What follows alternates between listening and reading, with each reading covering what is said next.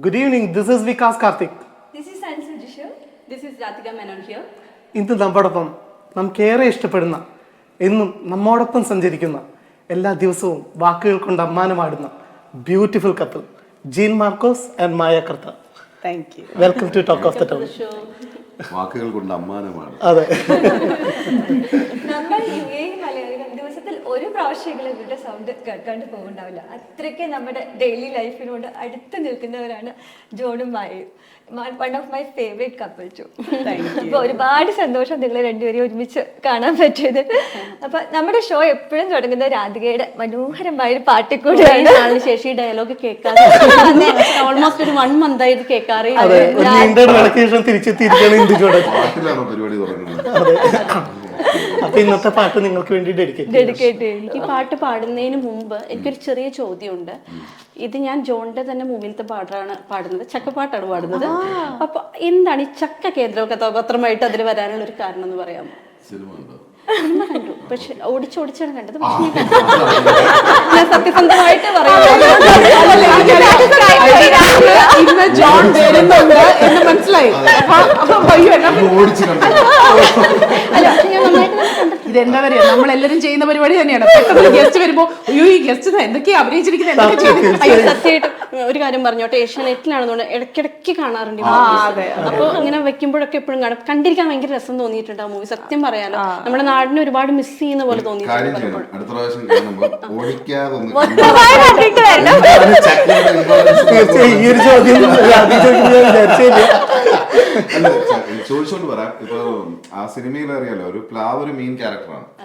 അപ്പൊ അതുകൊണ്ട് പ്ലാവിൽ നിന്നാണല്ലോ ചക്ക ഉണ്ടാവുന്നത്. ഞാൻ ചോദിച്ചെന്ന് വെച്ചാൽ ചക്ക എന്ന് പറഞ്ഞ ഫ്രൂട്ട് തന്നെ എടുക്കാനുള്ള ഒരു കാരണം. അല്ല, അത് പ്ലാവ് അവിടെ വന്നത് കൊണ്ട് ചക്ക അവിടെ വന്നേ ഉള്ളൂ. അപ്പൊ അതേ ഉള്ളൂ. പിന്നെ ഈ പറയുന്ന പോലെ ആ ഒരു വലിയ ഫാമിലി ഉള്ളൊരു ചുറ്റുപാടും ഒക്കെ ആണല്ലോ. അപ്പൊ ഈ ചക്ക സീസൺ വരുമ്പോഴത്തേക്ക് നമുക്കറിയാം ഒരുപാട് ഇത് തരുന്നൊരു വൃക്ഷമാണെന്ന് നമുക്കറിയാം. ഇഷ്ടംപോലെ ചക്ക ഉണ്ടാവും സീസണാണ്. അപ്പൊ വീട്ടില് ആവശ്യത്തിനും കൂടുതലാണ് ചക്കയുടെ അളവ്. അപ്പൊ ആ വീട്ടിലേക്ക് എത്ര പേര് വന്നാലും അവർക്ക് എല്ലാവർക്കും കൊടുക്കാൻ പറ്റുന്ന അത്രയും ചക്ക എന്ന് പറയുന്ന ഫ്രൂട്ട് അത്രയും സമുദ്രമാണ്. തേങ്ങ പോലെ അല്ല, തേങ്ങ മാങ്ങ പോലെ. അപ്പൊ അതുകൊണ്ട് അപ്പൊ അത് വീട്ടുകാർക്കിടയിൽ അതൊരു വേറൊരു കോൺഫ്ലിക്റ്റും കാര്യങ്ങളൊക്കെ വരുന്ന ഒരു സാഹചര്യത്തിൽ അവര് ഈ ചക്കയൊക്കെ കഴിച്ച് മടുത്തിരിക്കുന്ന ഒരു സാധനം. അപ്പൊ അതിന്റെയൊക്കെ ഒരു സംഭവമുണ്ട്. ഒന്നുകൂടെ കാണുമ്പോൾ സിനിമ കാണാണ്ട് അല്ല, ഈ പാട്ട് കേട്ടപ്പോൾ എനിക്ക് ഏറ്റവും കൂടുതൽ ഇൻട്രസ്റ്റിംഗ് ആയിട്ട് തോന്നിയ ഒരു കാര്യമുണ്ട് കേട്ടോ. കാരണം UAE ഒരുപാട് അറിയപ്പെടുന്നതായിട്ടുള്ള ഒരുപാട് പേരെ നമ്മളതിൽ കണ്ടു. കാരണം നമുക്ക് ഒരുപാട് ഫെമിലിയർ ആയിട്ടുള്ള ഒരുപാട്, എങ്ങനെ ഇവരൊക്കെ കൂടി ഒരേപോലെ വന്നതിന് ശേഷമാണ് UAE അറിയപ്പെടുന്നത്. ചോദ്യം അതല്ല, ഇവിടെ ചെണ്ട വായിക്കുന്ന ശില്പ വന്നിട്ടുണ്ടായിരുന്നു. എപ്പോഴും പറഞ്ഞു ശില്പ ചെണ്ട ഒരുപാട് പേര്, ശ്രുതി, കുമാർ, പിങ്കു, പ്രവീൺ, 2 പ്രവീണുണ്ട്. പിന്നെ ആശ, രമ്യ, നമ്മുടെ രമ്യ ഫസ്റ്റ് അഭിനയിച്ചതിനകത്താണ്. ആശ, അതുപോലെ തന്നെ സന്നിധാനന്ദൻ വന്നിരുന്നു ടോക്ക് ഓഫ് ദ ടൗണില്. അപ്പോഴും പറഞ്ഞിരുന്നു സന്നിധാനന്ദൻ ആക്ച്വലി പാടാനായിട്ട് അതൊക്കെ ലൈക്ക് സന്നിധാനം പാടണമെന്ന് വിചാരിച്ചിരുന്ന ഒരു പാട്ടല്ല. ലൈക്ക് പിന്നെ അവസാന നിമിഷം സന്നിധാനന്ദനിലേക്ക് ലാൻഡ് ചെയ്യൊക്കെ ആയിരുന്നു. It was nice. സന്നിധാനന്ദനും നിമ്മിയും കൂടെ പാടിയത്. ആക്ച്വലി നിമ്മിയും കൂടാതെ വേറൊരു സിംഗറും കൂടെ അതിനകത്ത് പാടിയിരുന്നു. പക്ഷെ നമ്മൾ പിന്നീട് 2 പേര് മതി എന്നുള്ള ഒരു തീരുമാനത്തിൽ അങ്ങനെ. സന്നിധാനന്ദൻ പറഞ്ഞപ്പോഴാണ് നിമ്മിയാണ് പാട്ട് പാടിയെന്ന് എനിക്ക് അറിയുന്നത് കേട്ടോ. ഞാൻ സിത്താരയെ പാടിയെന്ന് നിമ്മി എപ്പോഴും പാടുമ്പോൾ നമ്മളെപ്പോഴും ബ്രേക്ക്ഫാസ്റ്റ് ക്ലബിൽ പണ്ടെല്ലാം കേൾക്കാറുണ്ട് എല്ലാ പ്രാവശ്യവും. വളരെ സ്വീറ്റ് വോയിസ് ആണ്. അപ്പൊ ഇതിൽ കേട്ടപ്പോ പെട്ടെന്ന് നിമ്മി തന്നെയാണോ എന്നൊക്കെ തുറന്നങ്ങ് പാടി. അതാണ് കിട്ടിയ അവസരം. തോന്നിയത് സയനോര അത് ചെയ്തിട്ടുണ്ടല്ലോ. സാധാരണ എപ്പോഴും വെസ്റ്റേൺ സോങ്സ് ആണ് ചെയ്യുന്ന കണ്ടിട്ടുള്ളത്. അപ്പൊ ഇങ്ങനെ ഒരു സോങ് ചെയ്ത് കേട്ടപ്പോ അതും ഒരു വ്യത്യസ്തമായിട്ട് തോന്നി. അപ്പൊ നമുക്ക് പാട്ട്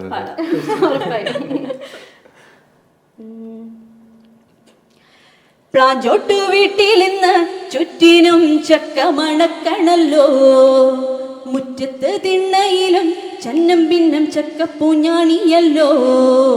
പ്ലാഞ്ചോട്ടു വീട്ടിൽ ഇന്ന് ചുറ്റിനും ചക്ക മണക്കണല്ലോ, മുറ്റത്ത് തിണ്ണയിലും ചന്നം ഭിന്നം ചക്കപ്പൂഞ്ഞാണിയല്ലോ. പ്ലാഞ്ചോട്ടു വീട്ടിൽ ഇന്ന് തീവർക്ക് ചക്ക കൊണ്ടാറാട്ട്, ചാഞ്ചോട്ടടുക്കളയിൽ ചക്കമയം വെപ്പും വിളമ്പുമെല്ലാം ചക്കപ്പുഴുക്കു വരട്ടി എരിശ്ശേരി അവിയല് കൊണ്ടാട്ടം ചക്കത്തോരൻ അലുവയും ഉലുവയും ചക്കമയം ആ ചക്കപ്പുഴുട്ടു വരട്ടി എരിശ്ശേരി അവിയല് കൊണ്ടാട്ടം ചക്കത്തോരൻ അരിഞ്ഞു വറുത്തതും മടയും പ്രഥമനും അലുവയും ഉലുവയും ചക്കമയം. അടിപൊളി. ഓടിച്ചിട്ട് സിനിമ കണ്ടുകൊണ്ട് ഓടിച്ചിട്ടൊരു വരിയും കൂടെ. നന്നായിട്ട് പാടി. സിനിമ കാണാണ്ട് വന്ന് പട്ടച്ചാര ഒഴിച്ച് കൊട്ടാൻ. ഞാൻ വിചാരിച്ചു ഇത് പാടി തുടങ്ങിയപ്പോഴത്തേക്ക് വേറൊരു അതെ തുറന്ന വോയിസ് ഉണ്ട് രാധികയുടെ. അതെ അതെ. അപ്പൊ ദക്ഷിണയായിട്ട് എടുക്കുക ഒരു എന്തുണ്ട് ബാക്കി അല്ല അത് ഡയറക്ടറുടെ എന്താ പറയാ ആ മൂവിയുടെ ഡയറക്ടറുടെ മുന്നിൽ തന്നെ പാടാൻ പറ്റുമെന്ന് പറഞ്ഞാൽ എന്നെ സംബന്ധിച്ചിടത്തോളം എനിക്ക് വലിയൊരു ഒരു ബിഗ് ടിക്കറ്റാണ്. ടിക്കറ്റ് അടിച്ചിരിക്കുന്നു. അതെ. അപ്പൊ ഇനി അടുത്ത മൂവി വരുമ്പോ എന്നെ വിളിച്ചു. അത് കൂടെ തള്ളി നോക്കാന്ന്. ആദ്യം സിനിമ മൊത്തത്തിൽ ഏഞ്ചൽസ് കണ്ടിട്ടുണ്ടോ? ഏഞ്ചൽസ് ഞാൻ കണ്ടിട്ടില്ല. അത് ഓടിച്ചിട്ടില്ല. അപ്പൊ ഇത് രണ്ടും ഏഞ്ചൽസ് കൂടെ കണ്ടിട്ടുണ്ട്. ഉറപ്പായും. അൻസുലേക്ക് ഇനി എത്തുന്നതേ ഉള്ളൂ. ഞാൻ കണ്ടിരുന്നു കുട്ടമ്പലയിൽ ഏഞ്ചൽസ് കണ്ടിട്ടില്ല. ഓക്കെ. ഇവിടെ ആരാ ഏഞ്ചൽസ് കണ്ടത്? ഞാൻ കണ്ടിട്ടുണ്ട്. സിനിമ കണ്ടിട്ടുണ്ട്. അപ്പൊ ഓസ്ട്രിയ ട്രിപ്പ് എങ്ങനെ ഉണ്ടായിരുന്നു? Austria trip was nice. നല്ലതായിരുന്നു. ഞങ്ങള് കുറച്ച് എന്താ പറയുന്നത് എക്സ്ട്രീം ക്ലൈമറ്റിലോട്ട് പോയതുകൊണ്ട് ലാസ്റ്റ് മൊമെന്റ് ഒക്കെ ആയപ്പോഴത്തേക്ക് ഞങ്ങൾ പതുക്കെ ഇങ്ങനെ ഈ അസുഖത്തിന്റെ വക്കിലേക്ക് ചെന്നെത്തുകയും ചെയ്തു. നമുക്കൊരു കോളർ ഉണ്ട്. ഹലോ. യെസ് വികാസ് ആണ്. ആരാണ്? Welcome to talk of the Town. ആരാണ്? Divya. Okay. Talk of the Town കാണുന്നുണ്ടോ? കാണാറുണ്ട്. ഓക്കെ. എനിക്ക് വളരെ ഇഷ്ടമാണ് നിങ്ങളുടെ പരിപാടികള്. നിങ്ങള് ഈ ദുബായിലുള്ള യങ് ടാലന്റ്സിനെയൊക്കെ നിങ്ങൾ കൊണ്ടുവന്ന് ഞങ്ങൾക്ക് പരിചയപ്പെടുത്തി തരുന്നുണ്ട്. Thank you. ഒരുപാട് സന്തോഷം. വളരെ നല്ലൊരു പരിപാടിയാണ്. പിന്നെ ഞാൻ നിങ്ങളുടെ ടോക്ക് ഓഫ് ടൗണിന്റെ ഇൻസ്റ്റാ പേജ് ഫോളോ ചെയ്യുന്നുണ്ട്. അപ്പൊ അതിൽ ഞാനൊരു ആഡ് കണ്ടായിരുന്നു. ഓക്കെ. ദിവ്യ ആണല്ലേ? ഓക്കെ. ആ ആഡ് കണ്ടിരുന്നു അല്ലേ? ആ കണ്ടിരുന്നു. മായയും ജീൻ മാർക്കോസുമാണ് വരുന്നതെന്ന്. അതെ അതെ അതെ. വളരെ ഇഷ്ടമുള്ള ഒരു കപ്പിളാണ്. അപ്പൊ ഇവർ രണ്ടുപേരും ഉണ്ട് നമ്മുടെ ഒപ്പം. സംസാരിക്കൂ. ഹായ് ദിവ്യ. ഹായ്. ദിവ്യ എവിടുന്നാ വിളിക്കുന്നേ? ഞാൻ ഇവിടെ മിർദിഫിന്നാണ് വിളിക്കുന്നത്. മിർദിഫ് സിറ്റി സെന്ററിന്റെ ബാക്ക് സൈഡിലാണോ താമസിക്കുന്നത്? സിറ്റി സെന്ററിന്റെ ബാക്ക് സൈഡിലാണോ താമസിക്കുന്നത്?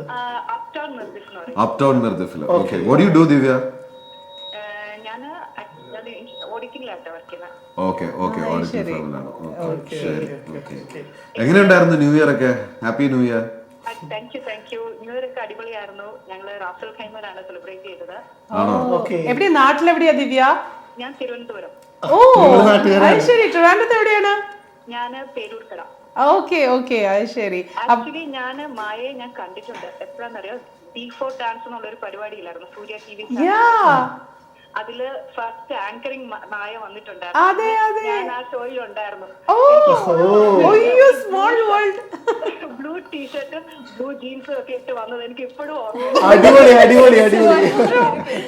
സർപ്രൈസിങ്. അയ്യോ സ്മോൾ വേൾഡ്. അപ്പൊ ദിവ്യ ഇവിടെ ഇപ്പൊ എത്ര നാളായിട്ടുണ്ട്? ഞാനിപ്പോ 17 years ആയി ഇവിടെ. Okay okay nice. അപ്പൊ ദിവ്യ ഒരുപാട് സന്തോഷം വിളിച്ചല്ലേ. Okay. Thank you so much Divya. Bye. അതിൽ തന്നെ കോളേഴ്സ് തുടങ്ങി. അപ്പൊ ഇടയ്ക്ക് കോളേഴ്സ് വരും.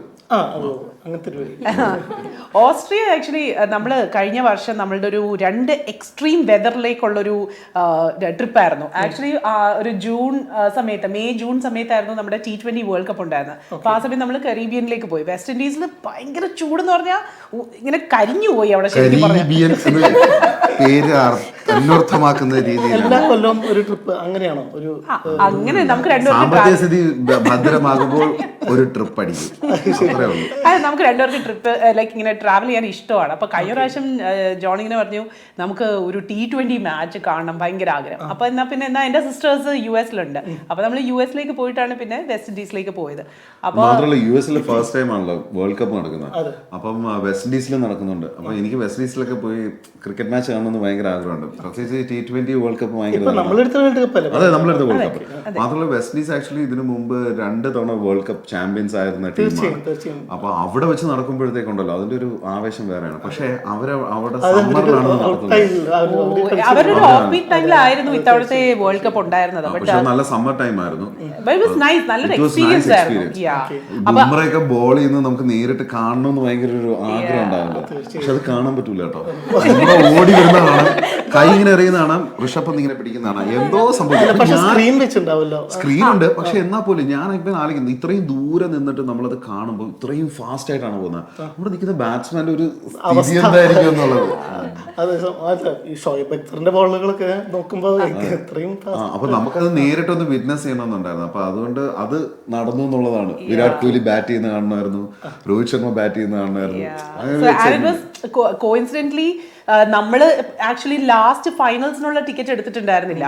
നമ്മൾ ഇങ്ങോട്ട് വരുന്ന ദിവസമായിരുന്നു finals and India took the cup. അയ്യോ നമ്മളൊരു ഷോ എന്നാ പിന്നെ അതിന്റെ ടിക്കറ്റ് ഇല്ല. ഞങ്ങൾ ലാൻഡ് ചെയ്ത് വീട്ടിലെത്തുമ്പോ ഇന്ത്യയെ ലാസ്റ്റ് അതായത് കളി തീരാൻ 5 ഓവർ ബാക്കിയുള്ളൂ. സോ ആ 5 ഓവറാണ് ഏറ്റവും വലിയ ഡ്രാമ നടക്കുന്നത്. അപ്പൊ ഞങ്ങൾ വിചാരിച്ചു ദൈവമേ അവിടെ നിന്ന് ഇത് കണ്ടു കഴിഞ്ഞിട്ട് ഇവിടെ വീട്ടിൽ വന്നത്. ബിക്കോസ് നമ്മള് അവിടെ അന്ന് ഫൈനൽസിന് വേണ്ടി നിന്നിരുന്നെങ്കിൽ അതിന് തൊട്ടടുത്ത ദിവസം കൊണ്ട് അവിടെ എന്തോ ക്ലൈമറ്റ് പ്രശ്നങ്ങളൊക്കെ ആർക്കും ട്രാവൽ ചെയ്യാനൊന്നും പറ്റിയില്ല. കാരണം ടീം തന്നെ അവിടെ ഹറിക്കെയിൻ വന്നിട്ടുണ്ടായിരുന്നു. സോ ഇൻ എ വേ തിരിച്ചു വന്നത് നന്നായി. അതെ. ഒരു ഹലോ ഹലോ നമസ്കാരം, welcome to talk of the town. ആരാണ്? ഷിബീഷ് ചേട്ടാ. ഷിബീഷ്. ഹായ് ഷിബീഷ്. നമ്മുടെ ഷിബീഷോ? ആ ഷിബീഷ് ഭയങ്കര സർപ്രൈസ് ആയി. താനെന്താ ഇങ്ങോട്ട് വിളിച്ചത്? എനിക്കൊന്ന് ജോണിനെ വിളിച്ച് ഫോണിൽ കിട്ടിയിട്ടുണ്ടാവില്ല. അതായിരിക്കും. പൈസ ഒന്നും കൊടുക്കാട്ടോ. ഷിബീഷ് പറയൂ. സാധാരണ ഒരു TV പരിപാടിയിലേക്ക് ഒരു കോളർ വിളിച്ചു കഴിഞ്ഞാൽ കോളറാണ് കൂടുതൽ സംസാരിക്കേണ്ടത്, ഗസ്റ്റ് അല്ല സംസാരിക്കേണ്ടത്. എന്താണ് താങ്കൾക്ക് ചോദിക്കാനുള്ളത്?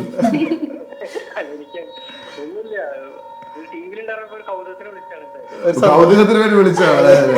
ഷിബീഷ് ആക്ച്വലി നമ്മുടെ കുട്ടമ്പിള്ളയുടെ എഡിറ്ററാണ്. വളരെ തിരക്കുള്ള എഡിറ്ററാണെന്നാണ് പറയുന്നത്. ഷിബീഷിന്റെ വൈഫും എഡിറ്ററാണ്. അല്ല Shibi talk of the town promo video വൈഫാണ്. ബിനപ്പോൾ ആണല്ലേ എഡിറ്റ് ചെയ്യുന്നത്?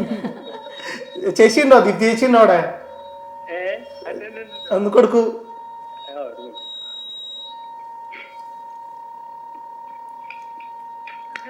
ദീപ്തി ചേച്ചി ബീനാപ്പോൾ എന്നൊക്കെയാണ് വിളിക്കുന്നത് ഇവിടെ. ദീപ്തിയെ ബീനാപ്പോൾ എന്ന് വിളിക്കുന്ന ആകെ ഒരേ ഒരാളെ ഉള്ളത്. ആരാന്ന് ഇല്ലേ? ഇല്ലേ ദീപ്തി? കറക്റ്റ് ആയിട്ട് അറിയാം. അല്ല അപ്പൊ എന്താ ദീപ്തി?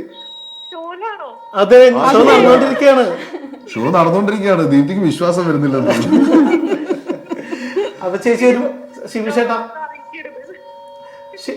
ശിവശേട്ടാ ദീപ്തി ചേച്ചി ഒരുപാട് സന്തോഷം വിളിച്ചതിന്. ഓക്കെ. കാരണം എന്തോ പറയാൻ വരുന്നുണ്ട്. എന്തോ ഷിബീഷിന് പറയാനുണ്ട് എന്റെ അടുത്ത്. എന്താ ഷിബീഷ്? അതാ അത് സത്യം. ഫോൺ കട്ട് ചെയ്ത് പോകാൻ. Okay, thank you Shibeesh. Thank you Deepthi. Shibeesh by.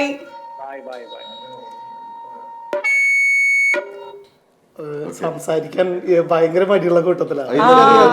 അപ്പൊ ഞാൻ ഒരുപാട് നിർബന്ധിച്ചിട്ടാണ് ഈ ഷോ എനിക്ക് ജോലി കുറെ എക്സ്പീരിയൻസ് ഷെയർ ചെയ്യാറുണ്ട്. കാരണം ആ സമയത്ത് ഫ്ലൈറ്റ് പിടിച്ചിട്ട് ഒരുമിച്ച് നാട്ടിലേക്ക് പോകണതും കാര്യങ്ങളൊക്കെ നമ്മള് എഡിറ്റിംഗ് പ്രോസസ് മൊത്തം ഇവിടെ. കാരണം ഷിബീഷ് ഇവിടെ ഉള്ളതുകൊണ്ടും ഞാനിവിടെ ഉള്ളതുകൊണ്ടും ഒക്കെ നമ്മള് പ്രൊഡക്ഷൻ പരിപാടികൾ, എഡിറ്റിംഗ് പരിപാടികൾ കൂടുതലും ഇവിടെ ഇരുന്നാണ് നമ്മൾ ചെയ്തത്. പിന്നെ എന്നിട്ട് ആവശ്യമുള്ളപ്പോ മാത്രം അങ്ങോട്ടേക്ക് പോയാണ് പരിപാടികൾ. റീൽസ് പിന്നെ അങ്ങോട്ട് നമ്മൾ അയച്ചു കൊടുത്തിട്ട് എഡിറ്റിംഗ് പരിപാടികളൊക്കെ അങ്ങനെയാണ്. ഐ മീൻ റെക്കോർഡിംഗ് പരിപാടികളൊക്കെ അങ്ങനെ. ഏഞ്ചൽസിലേക്ക് വരികയാണെങ്കിൽ 2014 പടം റിലീസ് ചെയ്യുന്നത്. അപ്പോൾ മായാണ് പ്രൊഡ്യൂസർ.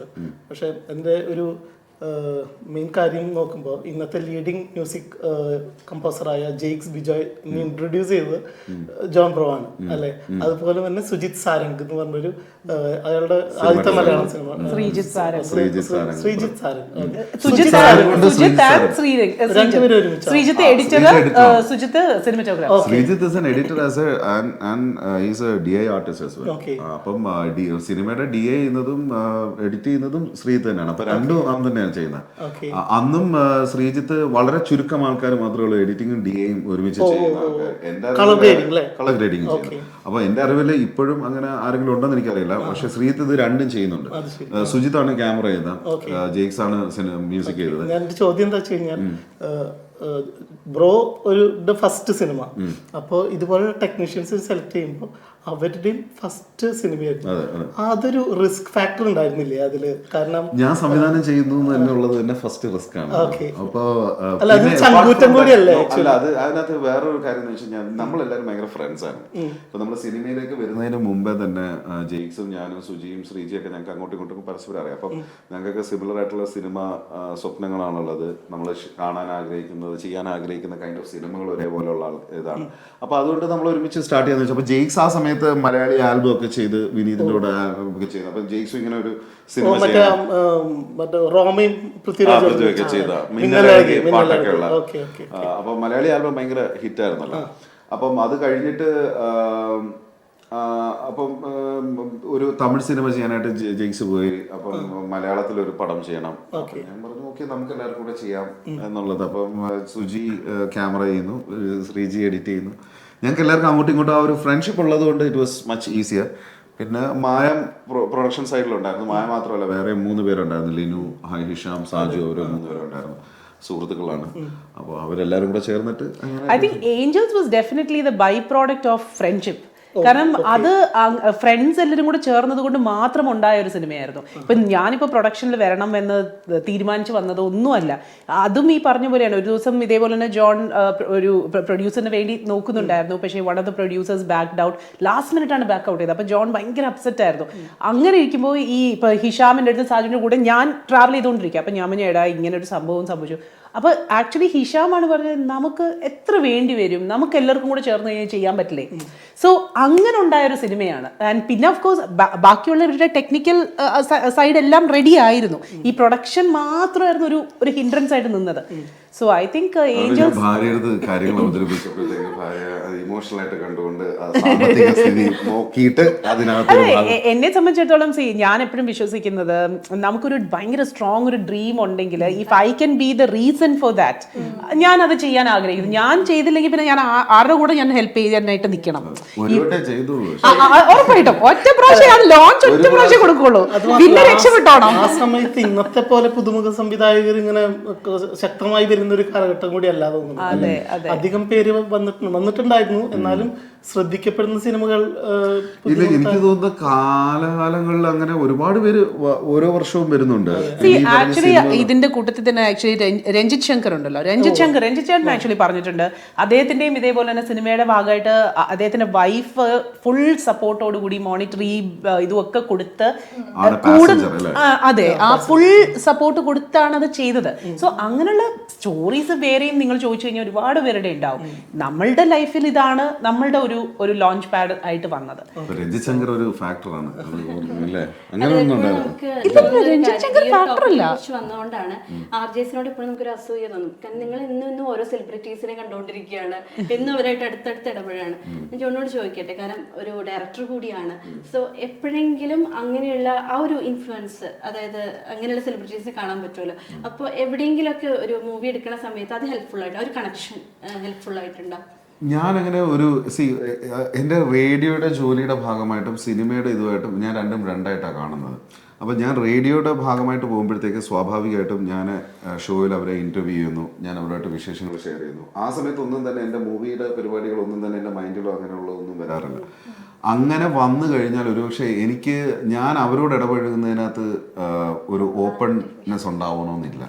അപ്പം ഞാനിങ്ങനെ ഓക്കെ ഫൈൻ. ഇപ്പം ഞാൻ എൻ്റെ ലൈഫിൽ ഇതുവരെയുള്ള കരിയറിൽ ഞാനിപ്പം കമൽഹാസനെ ഇൻ്റർവ്യൂ ചെയ്തിട്ടുണ്ട്, മമ്മൂക്കെ ഇൻ്റർവ്യൂ ചെയ്തിട്ടുണ്ട്, ലാലേട്ടനെ ഇൻ്റർവ്യൂ ചെയ്തിട്ടുണ്ട്, സൂര്യ ഇൻ്റർവ്യൂ ചെയ്തിട്ടുണ്ട്, വിക്രമിനെ ഇൻ്റർവ്യൂ ചെയ്തിട്ടുണ്ട്.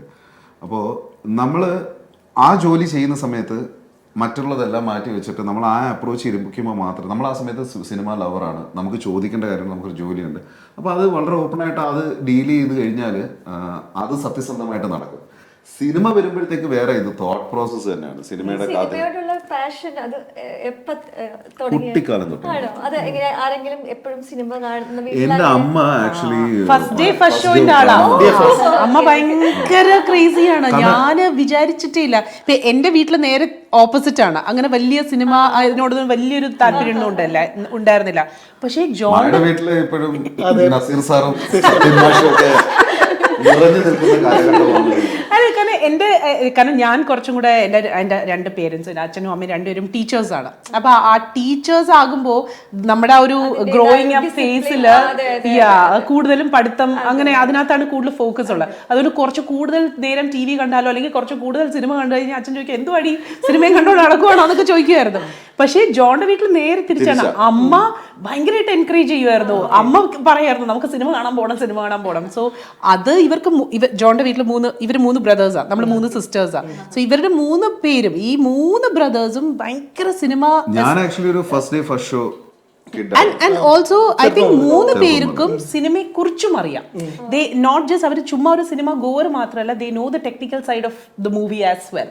അപ്പൊ എനിക്ക് ഞങ്ങൾക്ക് ആക്ച്വലി സർട്ടിഫിക്കേഷൻ തൊട്ട് കാണണം, അല്ലെങ്കിൽ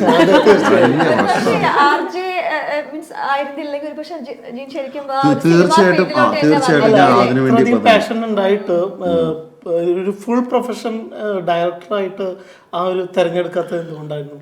അത് ഫുൾ പ്രൊഫഷൻ ഡയറക്ഷനാണ് ഏറ്റവും നല്ലതെന്നുള്ളൊരു ധാരണ നമുക്കുള്ളത് കൊണ്ടാണ്. ഞാൻ എൻ്റെ ഫുൾ പ്രൊഫഷൻ എന്ന് പറയുന്നത് റേഡിയോ ആണ്. ഇപ്പോൾ സിനിമ ഞാൻ ചെയ്യുന്നത് പ്രൊഫഷൻ എന്നുള്ളതിലല്ല, എൻ്റെ പാഷന് വേണ്ടിയിട്ടാണ്. അപ്പോൾ എനിക്ക് എൻ്റെ സൗകര്യത്തിനനുസരിച്ച് സിനിമ ചെയ്യാമല്ലോ. അല്ലെങ്കിൽ ഞാൻ ഇപ്പോൾ എനിക്ക് ഇപ്പോൾ ഒരു സിനിമ ചെയ്യണം എന്ന് തോന്നിക്കുമ്പോഴത്തേക്ക് എനിക്ക് സിനിമ ചെയ്യാം. പക്ഷേ ഈ ജോലി ഡിമാൻഡ് ചെയ്യുന്ന ഒരു ടൈമുണ്ട്. അപ്പം ഒരു ഡയറക്ഷൻ എന്ന് പറയുമ്പോൾ എസ്പെഷ്യലി ഞാൻ ഇതിൻ്റെ ഈ റൈറ്റിംഗ് സ്റ്റേജിലും ഒക്കെ തന്നെ ഞാൻ വളരെ ഇൻവോൾവ് ആണ്. ഇപ്പോൾ ഏഞ്ചൽസ് ആണെങ്കിലും കുട്ടമ്പിള്ള ആണെങ്കിലും ഒക്കെ തന്നെ. ഇപ്പം ഏഞ്ചൽസ് എഴുതിയേക്കുന്നത് ടോണി എന്ന് പറഞ്ഞിട്ട് എൻ്റെ ഒരു ഫ്രണ്ടാണ്, അത് ദുബായിലുള്ള ആളാണ്. ടോണി ഇതുപോലെ എൻ്റെ അടുത്തൊരു കഥ പറയാൻ വേണ്ടി വന്നതാണ്. അപ്പോൾ ആ കഥ ഞാൻ മാറ്റി വെച്ചിട്ട് ഇപ്പോൾ നമുക്ക് ടോണിയുടെ തോന്നി ടോണി നമുക്ക് ഈ ഒരു സംഭവം ചെയ്യാറുണ്ട്. അപ്പോൾ ടോണിയുടെ കൂടെ എഴുതാമെന്നാണ്.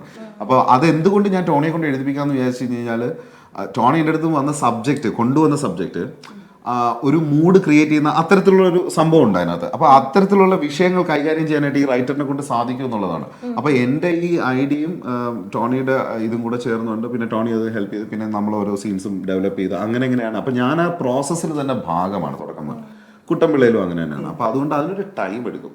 അപ്പോൾ ആ ടൈം എന്ന് പറയുന്നത് നമ്മളിപ്പോൾ അഭിനയിച്ചിട്ട് വരുന്നത് പോലെയല്ല, ഒരു കോൾ ഷീറ്റിൽ പോയി അഭിനയിച്ചിട്ട് വരുന്നത്. അപ്പോൾ അതിനൊരു 6 months ഉള്ള ടൈമുണ്ട് പ്രോസസ്സിന് മാത്രമായിട്ട്. പിന്നെ ഒരു സിനിമ എന്ന് പറയുമ്പോഴത്തേക്ക് ഒരു 2-3 വർഷത്തെ പരിപാടിയാണ്. ഇങ്ങനെ ആലോചിച്ച് അത് എഴുതി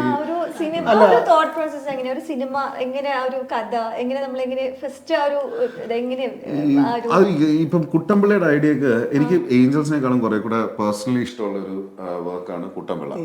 കാരണം ഏഞ്ചൽസ് ഒരു കംപ്ലീറ്റ്ലി ഡിഫറെന്റ് ത്രില്ലർ ജോണറാണ്. ഞാൻ ത്രില്ലർ ജോണർ ഒരുപാട് ഇഷ്ടപ്പെടുന്ന ആളാണ്, ഒരുപാട് സിനിമകൾ കാണാറുണ്ട്. എനിക്ക് പലപ്പോഴും തോന്നിയിട്ടുള്ളത് നല്ല സ്ക്രിപ്റ്റ് ഉണ്ടെന്നുണ്ടെങ്കിൽ, നല്ല എൻഗേജിങ് ആയിട്ടുള്ള ഒരു സ്ക്രിപ്റ്റ് ആണെന്നുണ്ടെങ്കിൽ നമുക്ക് ത്രില്ലേഴ്സ് ചെയ്യാനായിട്ട് വളരെ ഈസിയാണ്.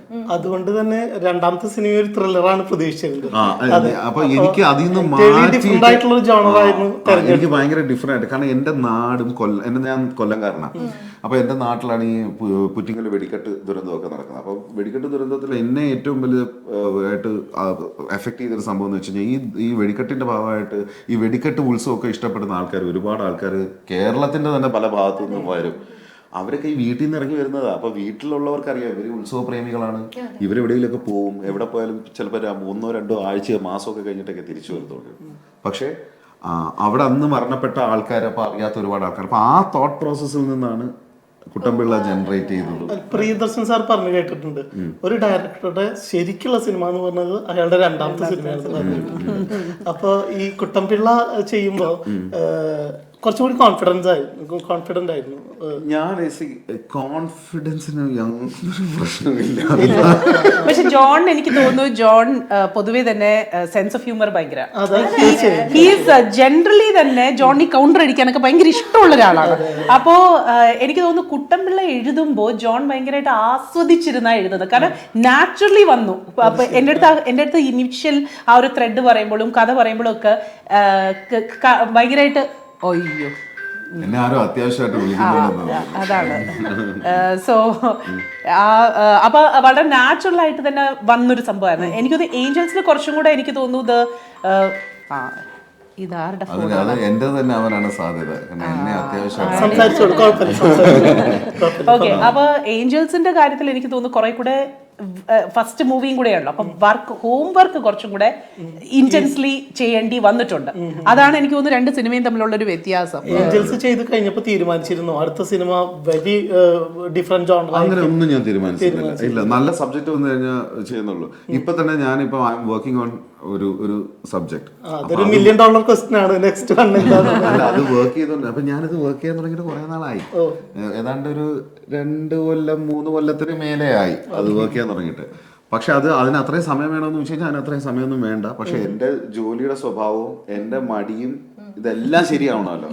എല്ലാം ശരിയായി വന്നാൽ മാത്രമേ അതിന് പൂർണ്ണ രൂപം എത്തത്തുള്ളൂ. പക്ഷെ ഒരു സ്ക്രിപ്റ്റ് എന്നുള്ള രീതിയിലല്ല, എൻ്റെ മൈൻഡിലുള്ളൊരു ഫുൾ ഐഡിയ തുടക്കം തൊട്ട് അവസാനം വരെ അതിൻ്റെ ഒരു ഫ്ലോ ഇങ്ങനെ ആയിരിക്കും എന്നുള്ളത് സെറ്റായി കഴിഞ്ഞാൽ പിന്നെ ഞാൻ കൂടുതൽ എഴുതാനായിട്ട് ഇരിക്കത്തുള്ളൂ.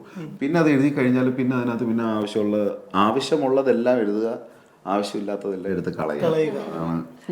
അത് ആവശ്യമില്ലാത്തതായിരിക്കും കൂടുതലും അല്ലെ? ആദ്യം എഴുതുമ്പോൾ ആവശ്യമില്ലാത്തതായിരിക്കും കൂടുതലും. അപ്പൊ ആവശ്യമുള്ളതും വരും, ആവശ്യമില്ലാത്തതും വരും. 2 ദിവസം എടുത്ത് കഴിയുമ്പോൾ വായിച്ചു നോക്കുമ്പോഴത്തേക്ക് നമുക്ക് തോന്നും. അപ്പൊ നമ്മൾ അതങ്ങ് മാറ്റും. ഇപ്പൊ ത്രില്ലർ മൂവീസ് ആണ് ഇഷ്ടം എന്ന് പറഞ്ഞല്ലോ. അതുപോലെ മായ്ക്കും ഉണ്ടാവും ഒരു ഇൻട്രസ്റ്റ് ഏതെങ്കിലും ടൈപ്പ് ഓഫ് മൂവീസ്. രണ്ടുപേരും കൂടി പോവുകയാണെങ്കിൽ ഏത് ടൈപ്പ് മൂവി ആയിരിക്കും ഏറ്റവും കൂടുതൽ പ്രിഫർ ചെയ്യുന്നത്? ഇല്ല, എനിക്ക് ആക്ച്വലി ഞാനിപ്പോ ജോണിനെ പോലെ അത്രയും ഇന്റൻസ് ആയിട്ട് മൂവിയുടെ എല്ലാ ആസ്പെക്ട്സും കണ്ട് ആസ്വദിക്കുന്ന ഒരാളല്ല. I am a very layman പെർസ്പെക്റ്റീവിലാണ് ഞാനൊരു സിനിമ കാണുന്നത്. അപ്പൊ എനിക്ക് ആക്ച്വലി എല്ലാ ജോണേഴ്സും ഇഷ്ടമാണ്. As long as there is no bloodshed and gore in it, I'll enjoy. എനിക്ക് ത്രില്ലർ ഇഷ്ടമാണ്, എനിക്ക് ഫാമിലി ഓറിയന്റഡ് മൂവി, എനിക്ക് പ്രേമലുമൊക്കെ ഭയങ്കരമായിട്ട് ഞാൻ ആസ്വദിച്ചിരുന്ന കണ്ട സിനിമയാണ്.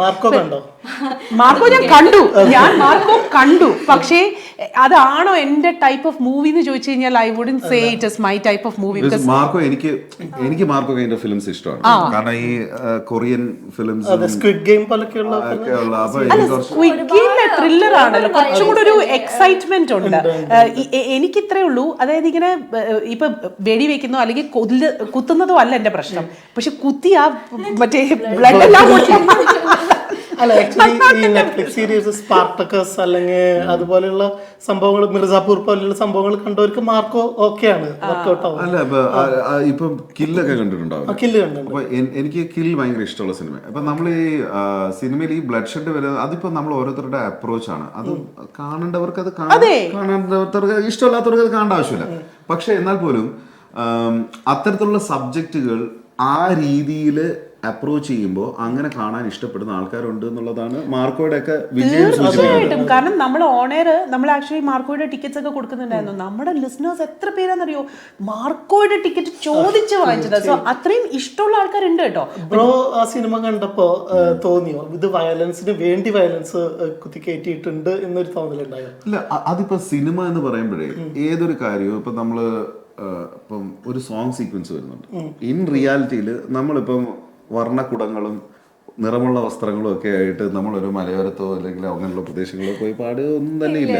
അത് അതിലേക്കുള്ള ഒരു ഷിഫ്റ്റ് ആണ്, മനസ്സിലായില്ലേ? നമ്മൾ അതിനകത്ത് ട്യൂൺഡ് ആണ്. അപ്പൊ അതുകൊണ്ട് അത്തരത്തിലുള്ള കാര്യങ്ങൾ വരുമ്പോഴത്തേക്ക് അത് അങ്ങനെ സ്വീകരിച്ചാൽ ആദ്യം ആസ്വാദനമാണ് പ്രധാനമായിട്ടുള്ള. സിനിമ ബേസിക്കലി ഈസ് ആക്ച്വലി എന്താണ് എന്റർടൈൻമെന്റ്. ഇപ്പൊ ഈ പറയുന്ന പോലെ ആക്ഷൻ രംഗങ്ങൾ നമുക്ക് തോന്നണം ഇപ്പൊ ഇവിടെ ഇടി വരണം. ഇപ്പൊ നമ്മൾ എന്താ പറയുക, ഇപ്പം രാമപുരം പഞ്ചായത്തിന്റെ ബസ് സ്റ്റോപ്പിൽ നടക്കുന്ന ഒരു പോലീസുകാരനായിട്ടുള്ള ഒരാളും മറ്റ് കുറച്ച് ഗുണ്ടകളും തമ്മിൽ അടികൂടുമ്പം അച്ഛനെ തല്ലിക്കൊണ്ടിരിക്കുമ്പോഴത്തേക്ക് സേതുമാധവൻ ഓടി വരുന്നു. സേതുമാധവൻ ഓടി വരണം എന്ന് നമ്മൾ ചിന്തിക്കുന്നതാണ് വയലൻസ്, ഇല്ലേ? അത് വയലൻസ് അല്ല. അപ്പൊ സേതുമാധവൻ ഓടി വരുന്നത് എന്തുകൊണ്ടാണ്? നമുക്ക് ആഗ്രഹമുണ്ട് ആ സമയത്ത് റിയാക്ട് ചെയ്യണം എന്നുള്ളത്. അപ്പൊ നമ്മൾ കൈയടിക്കും. So every violence has got an emotion behind it. How well you അത് പോർട്രേ ചെയ്ത് ചെയ്യുന്നത് പോലെ അത് എത്ര നന്നായിട്ട്. ഇപ്പം RDX ഒരു നല്ല ആദ്യത്തെ 10 മിനിറ്റിൽ അത് ഭയങ്കര ജസ്റ്റിഫൈഡ് ആണ്. നമുക്ക് അവരെ അടിക്കണം എന്ന് തന്നെയാണ് നമ്മുടെ മനസ്സിലായത്. നമ്മള് കുട്ടിയുടെ കഴുത്തിൽ നിന്ന് അത് എടുത്തോണ്ട് പോകുമ്പോ കണ്ടോണ്ടിരിക്കും, നമുക്ക് എല്ലാവർക്കും തോന്നില്ലേ ഇവന്മാർക്ക് 2 ഇടി കൊടുത്തേ പറ്റും അതിനി. അപ്പൊ നമ്മൾ പ്രിപ്പയർഡ് ആയി. അപ്പൊ എന്താ, നായകൻ ഇനി അവനെ ഏത് സാഹചര്യത്തിലിട്ട് ഇടിച്ചാലും പോലും നമ്മൾ ഓക്കെയാണ്. സോ അതാണ് സിനിമയുടെ മാജിക് അവിടെയാണ്. അപ്പം നമ്മളിപ്പോ മാർക്കോ കാണുമ്പോഴത്തേക്ക് കുറെ ആൾക്കാർ അവരത് പ്രൊമോട്ട് ചെയ്തത് എന്താണ്, ഏറ്റവും വയലന്റ് ആയിട്ടുള്ള ഫിലിം എന്നുള്ളതാണ്. അപ്പൊ അത് അവര് ജസ്റ്റിഫൈ ചെയ്യാനേ ശ്രമിച്ചിട്ടുള്ളൂ. You always have the choice to take it or not. അല്ല, not everyone cup of tea എന്ന് പറഞ്ഞ സംഭവമാണ്. അതും തെറ്റാണ്. ഈ not everybody's cup of tea എന്ന് പറയുന്നത് തന്നെ ഒരു നമ്മൾ കുറച്ച് കാണിക്കുന്നു എന്നുള്ളതാണ്. It is for everybody. നമ്മുടെ കപ്പ് ഓഫ് ടീ ആവി മാറുന്നത് എന്താണെന്ന് വെച്ച് കഴിഞ്ഞാൽ ഒരു പെട്ടെന്നുള്ള ഒരു, ഇപ്പം ഞാൻ ഒരു കാര്യം പറയട്ടെ, ഇപ്പം വികാസ് ഇപ്പം ഒരു കൈൻഡ് ഓഫ് സിനിമകൾ കണ്ടുകൊണ്ടിരിക്കുമ്പോഴേ പെട്ടെന്ന് ഒരു ഡിഫറെന്റ് ആയിട്ടുള്ള ഒരു സിനിമ കാണുമ്പോഴത്തേക്ക് നിങ്ങൾക്കത് നിങ്ങൾ not my cup of tea എന്ന് പറഞ്ഞ് നമ്മൾ അകറ്റി നിർത്തിയിരിക്കുന്ന ഒരു സിനിമ ആയിരിക്കാം. എനിക്ക് ഈ സിനിമ ഇഷ്ടപ്പെടില്ല എന്നുള്ളത് മുൻവിധിയോടുകൂടി ആയിരിക്കും. അപ്പൊ പക്ഷെ ആ സിനിമ കണ്ടു കഴിയുമ്പോഴത്തേക്ക് നമുക്ക് മനസ്സിലാകുന്ന അപ്പൊ it is not everybody's cup of tea എന്ന് പറയുന്നത് ലൈക്ക് അത് മാറാം, അത് ഏത് സാഹചര്യം. I think it is the way you treat it. ഇപ്പൊ ആ വയലൻസിന് നമ്മളൊരു ജസ്റ്റിഫിക്കേഷനോട് കൂടി അതിനെ പോർട്രേ ചെയ്ത് അത് ഓഡിയൻസിന് ആ വയലൻസ് ആവശ്യമുണ്ട് അവിടെ എന്ന് തോന്നുന്ന ഇടത്ത് സിനിമ വിജയിച്ചു. അത്രേ ഉള്ളൂ. ഇപ്പൊ RDX ആണ് ക്ലാസിക് എക്സാമ്പിൾ. ആ കുഞ്ഞിന്റെ കഴുത്ത് നിന്ന് ആ മാല പൊട്ടിച്ചെടുക്കുമ്പോ നമുക്ക് നോ മാറ്റർ വാട്ട് ഇയാൾക്ക് ഇടി കൊടുക്കണം എന്നുള്ളതാണ് നമ്മുടെ മനസ്സിൽ. അതിനോട് നിങ്ങൾ യോജിക്കുന്നില്ല? മായ ഒരു അക്കാഡമിക്കലി ഓറിയന്റഡ് ആയിട്ടുള്ള ഒരു ഫാമിലിയിൽ നിന്ന് വരുന്നവരാണ്. സിസ്റ്റേഴ്സ് ആണെങ്കിലും ഒരാൾ സയന്റിസ്റ്റ് ആണ്. അപ്പോ അങ്ങനെ ഒരു ഫാമിലിയിൽ നിന്ന് വരുന്ന ഒരാള് എങ്ങനെയാണ് ഈ മീഡിയ ഫീൽഡിലോട്ട്? വെരി എന്താ പറയാ, ഇത് ഞാൻ ഡെസ്റ്റിനിന്നേ ഞാൻ പറയുള്ളൂ, യാദൃശികമായിട്ട് ഞാൻ വന്നു ചേർന്നതാണ്. മീഡിയ എന്റെ ലൈഫിൽ എപ്പോഴും ഉണ്ട്. ഫാമിലിയിൽ ഓൾറെഡി ഉണ്ട്. പക്ഷേ അതാണ്, ഇപ്പം എന്റെ കസിൻസ് ആണ് ഇന്ദ്രജിത്തും പൃഥ്വിരാജും. മല്ലിക അമ്മയുടെ യങ്ങർ സിസ്റ്റർ ആണ്. അപ്പം ഫസ്റ്റ് കസിൻസ് ആണ് അവര്. സോ അതൊരു സൈഡിൽ കൂടെ ഉണ്ട്. പക്ഷേ എന്ന് കരുതി ഇപ്പൊ എൻ്റെ അച്ഛനും അമ്മയും അവരുടെ രീതിയിലല്ലേ മക്കളെ വളർത്തുള്ളൂ. സ്വാഭാവികമായിട്ടും അവർക്ക് എന്താണോ അവരുടെ അറിയാവുന്ന ആ പാത്തിലേക്ക് നമ്മളെ എപ്പോഴും വിടുകയുള്ളൂ അല്ലേ. അപ്പോൾ ഇപ്പം എന്നെ സംബന്ധിച്ചിടത്തോളം എഡ്യൂക്കേഷൻ എപ്പോഴും അച്ഛൻ വളരെ ഇമ്പോർട്ടൻ്റ് ആയിട്ട് കരുതിയത് ഒരു സംഭവം തന്നെയായിരുന്നു. അപ്പോൾ എന്തൊക്കെ പ്രോഗ്രാംസ് ഉണ്ടെങ്കിലും ഇപ്പം ഞാൻ കോളേജിലൊക്കെ ആയിരുന്ന സമയത്ത് തന്നെ നമ്മൾ ടെലിവിഷനിലൊക്കെ നമ്മൾ പ്രോഗ്രാംസ് ചെയ്യുന്നുണ്ടായിരുന്നു. ഞാൻ ആ സമയത്ത് ഏഷ്യാനെറ്റിലുണ്ടായിരുന്നു, സൂര്യ TV-യിലൊക്കെ ഞാൻ വർക്ക് ചെയ്തിട്ടുണ്ടായിരുന്നു. പക്ഷേ പരീക്ഷ വരുമ്പോൾ അച്ഛൻ പറയടി നേരത്തെ തന്നെ ഷൂട്ടൊക്കെ ഫിനിഷ് ചെയ്തോളാൻ പറഞ്ഞോ എന്ന് പറയായിരുന്നു. അപ്പം അങ്ങനെയായിരുന്നു എൻ്റെ മൊത്തത്തിലുള്ള ഒരു യാത്ര എന്ന് പറയുന്നത്. ബട്ട് ഇത് സത്യം പറഞ്ഞു കഴിഞ്ഞാൽ എന്താ പറയുക, ഒരിക്കലും പ്രതീക്ഷിക്കാത്തൊരു സംഭവം. ഞാൻ മാസ്റ്റേഴ്സ് കഴിഞ്ഞ് ഞാൻ ഇതേപോലെ തന്നെ അപ്പോഴത്തേക്ക് എൻ്റെ 2 സിസ്റ്റേഴ്സും US-ലായി. അപ്പം ഞാൻ US-ൽ പോവാം എന്നാ പിന്നെ എൻ്റെ ഹയർ സ്റ്റഡീസിന് എന്നൊക്കെ പറഞ്ഞ് ഞാൻ സത്യം ആക്ച്വലി അത് തന്നെയായിരുന്നു. കാരണം അവർ രണ്ടുപേരും അവിടെ പോയി. അപ്പോൾ പിന്നെ ഓട്ടോമാറ്റിക്കലി എന്നാൽ ഞാനും അത് തന്നെ ട്രൈ ചെയ്യാം എന്നുള്ളതായിരുന്നു എൻ്റെ ഒരു തോട്ട്. ഞാനിപ്പോൾ അത് കഴിഞ്ഞപ്പം അവിടുത്തെ ഗ്രാജുവേറ്റ് റെക്കോർഡ് എക്സാമിനേഷൻ എന്ന് പറഞ്ഞിട്ട് GRE ഉണ്ട്. GRE എഴുതി. അപ്പോഴാണ് ഞാൻ സബ്ജക്ട് ടെസ്റ്റ് എനിക്ക് വേണം എന്ന് പറഞ്ഞത്. സബ്ജക്ട് ടെസ്റ്റിന് വേണ്ടി ഞാൻ പ്രിപ്പയർ ചെയ്യുന്ന ടൈമിലാണ് ഇത് സംഭവിക്കുന്നത്. അപ്പോൾ ആ സമയത്ത് ഒരു ഇൻ്റർവ്യൂ അവർ നാട്ടിൽ നടത്തിയിട്ടുണ്ടായിരുന്നു. ജോണ്, നൈല, ലക്ഷ്മി, ഷാബു ഇവരൊക്കെ ആ സമയത്താണ് ഇൻ്റർവ്യൂവിൽ കയറുന്നത്. അപ്പം നൈലയും എനിക്ക് നേരത്തെ തന്നെ അറിയാമായിരുന്നു. അപ്പം നൈല പറഞ്ഞു എനിക്ക് ജോലി കിട്ടി, മായയ്ക്കും കൂടെ അപ്ലൈ ചെയ്തൂടെ. അപ്പം ഞാൻ പറഞ്ഞു ഇടാ റേഡിയോ, അന്ന് റേഡിയോയുടെ ഒന്നും കോൺസെപ്റ്റ് പോലും ഇല്ല നമുക്ക്. സോ ഞാൻ പറഞ്ഞു റേഡിയോനെക്കാളും ടെലിവിഷൻ അല്ലേ നല്ലത് എന്നാ പിന്നെ. അപ്പോൾ she said no this is really good, Dubai is ഒരു ഭയങ്കര ബൂമിങ് ഒരു സിറ്റിയാണ്. അപ്പം ഞാൻ അന്നത്തെ നമ്മുടെ ബോസുണ്ട് അജിത് മേനൻ, അദ്ദേഹത്തിൻ്റെ അടുത്ത് ഞാൻ സംസാരിച്ചു. അപ്പോൾ സാർ പറഞ്ഞു ഒരു കാര്യം ചെയ്യൂ, എനിക്ക് CV അയച്ചതാ. അങ്ങനെ ഞാൻ അയച്ചു. Then everything happen like this. ഞാൻ 3 വീക്സിനുള്ളിൽ ഞാൻ ദുബായിൽ തിരിച്ചെത്തി. കാരണം എനിക്ക് എൻ്റെ ഓർമ്മയില്ല, ഞാൻ ദുബായിൽ വന്ന സമയത്ത് നമ്മൾ ഫ്രണ്ട്സ് ഒക്കെ ആയിട്ട് സംസാരിച്ചുകൊണ്ടിരിക്കുമ്പോൾ ഒരു ഫ്രണ്ട് ഫാമിലി ഫ്രം ട്രിവാൻഡ്രം ആയിരുന്നു അവര് പറഞ്ഞു ഇങ്ങനെ നമ്മൾ RJSനെ കുറിച്ച്, കാരണം RJS എന്ന് പറഞ്ഞ സെലിബ്രിറ്റീസ് ആണ് ശരിക്കും പറഞ്ഞു. അപ്പോൾ മായകർത്ത എന്ന് പറഞ്ഞ വഴിക്ക് പറഞ്ഞു, മായകർത്തയെ അറിയില്ലേ, പൃഥ്വിരാജിന്റെ കസിനാണ്. അപ്പോഴേക്കും എല്ലാവരും ഞങ്ങൾ ഭയങ്കര ടയർഡ് ആയിട്ടിരിക്കുന്നു, എല്ലാവരും ഭയങ്കര എക്സൈറ്റഡ് ആയിട്ട് നോക്കിയിരുന്നു, പൃഥ്വിരാജിന്റെ കസിനാണ്. അന്നേ ഓർത്ത് വെച്ചതാണ് ചോദ്യം ചോദിക്കുന്നത്, എപ്പോഴെങ്കിലും കാണുകയാണെങ്കിൽ എന്താണ്, എങ്ങനെയായിരുന്നു നിങ്ങളൊരു ചൈൽഡ്ഹുഡ്?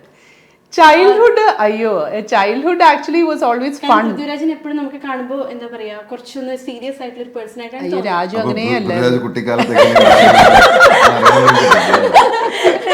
രാജു വാസ് ദിസ്, എന്താ പറയാ, ഏറ്റവും ചെറുത് രാജു ആയിരുന്നു. അപ്പം അതായത് ഫാമിലിയില് നമ്മള് എന്റെ ഏറ്റവും മൂത്ത സിസ്റ്റർ, എന്റെ സിസ്റ്റർ, പിന്നെ അത് എനിക്ക് 2 സിസ്റ്റേഴ്സ് ആണല്ലോ.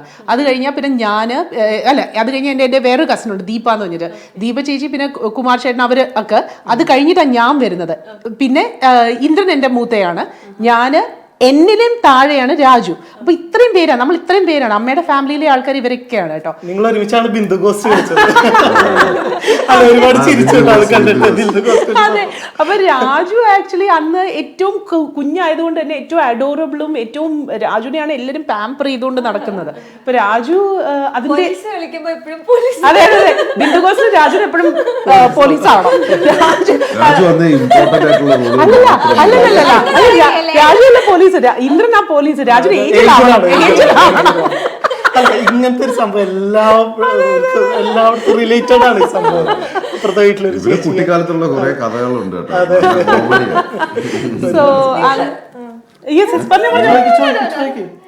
സോ അങ്ങനെ ഇപ്പം നമ്മളിപ്പം ആസ് കസിൻസ് നമ്മൾ ആക്ച്വലി കുഞ്ഞിലേ തൊട്ട് തന്നെ ഭയങ്കര എൻ്റെ വീട്ടിലായിരുന്നു അപ്പൂപ്പനും അമ്മൂമ്മയും ഉണ്ടായിരുന്നത്. അപ്പം എൻ്റെ ഗ്രാൻഡ് പേരൻസ് അവിടെ ആയതുകൊണ്ട് തറവാട് നമ്മൾ തന്നെയായിരുന്നു, നമ്മുടെ വീട്ടിൽ തന്നെ ആയതുകൊണ്ട് എല്ലാ സമ്മർ വെക്കേഷൻ ആകുമ്പോഴത്തേക്കും എൻ്റെ അമ്മയുടെ എൽഡർ സിസ്റ്റർ ഉണ്ട്, പിന്നെ ബ്രദറുണ്ട്, ബ്രദറിൻ്റെ മക്കൾ എല്ലാവരും ഈ വീട്ടിലേക്ക് തന്നെ പൂജപ്പുരയിലേക്കായിരുന്നു വന്നുകൊണ്ടിരുന്നത്. ട്രിവാൻഡ്രം പൂജപ്പുരയിലായിരുന്നു നമ്മുടെ വീട്.